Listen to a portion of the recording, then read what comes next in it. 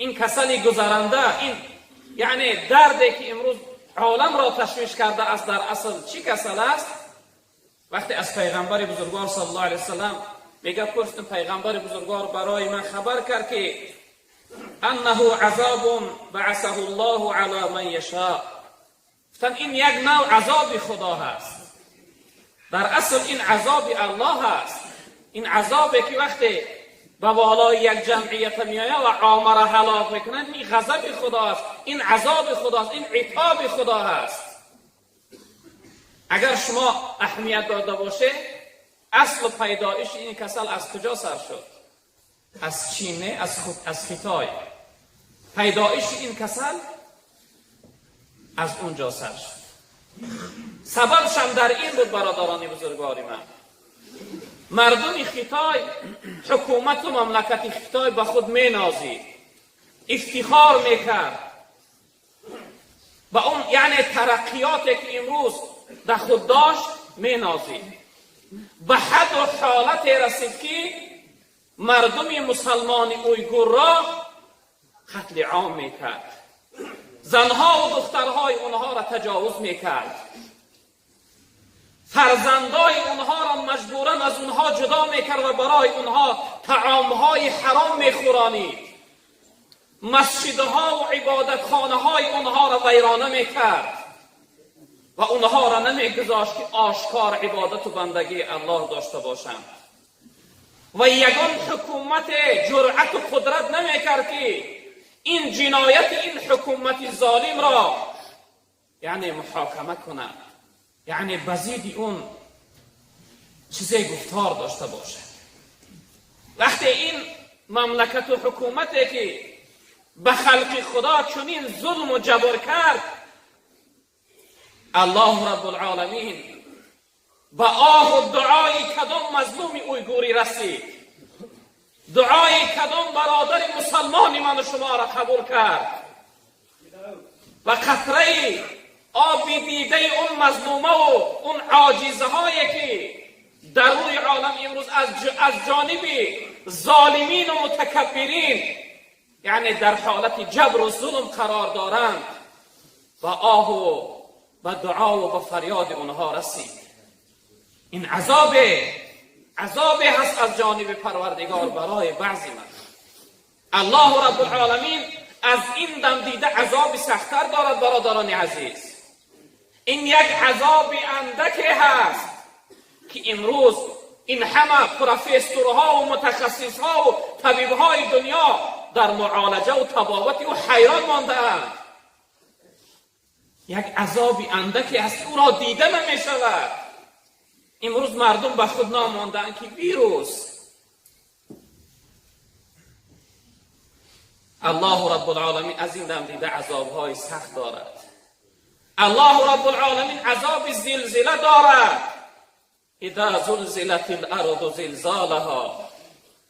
الله رب العالمین و چنان قدرت و قوت دارد که اگر غضب شو بیارد، زمینی که آرام و قرار است در لرزه می درآرد.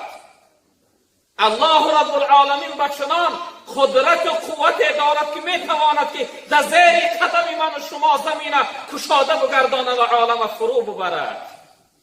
چون که ملک الله است، زمین الله است، زمان الله است. این قدرت دارد. الله رب العالمین به سوی بعضی بنده های متکبر، بنده های سرکش، بنده های ظالم، بنده های نافرمانبردار، بنده های جنایتکار و خیانتکار، این چنین بلاهاش میفرستند، این چنین عذابهاش میفرستند. و پیغمبر بزرگوار صلی الله علیه وسلم فرمودند که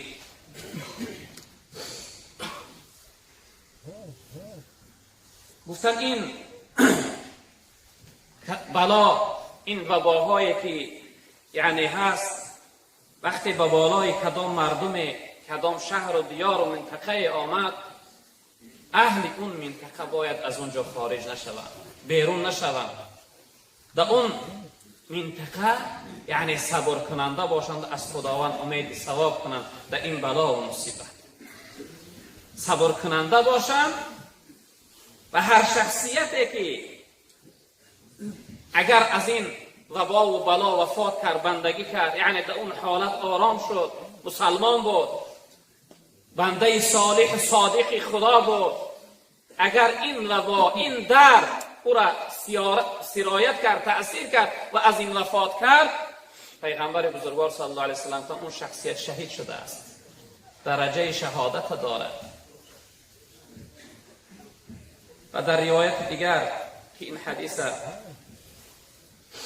حدیثی صحیح است، پیغمبر بزرگوار صلی الله علیه وسلم گفتن وقتی شنیدید که در هر منطقه، هر جایی که این چنین وباها، چنین کسلها آمده است، در اون شهر و در اون منطقه داخل نشوید.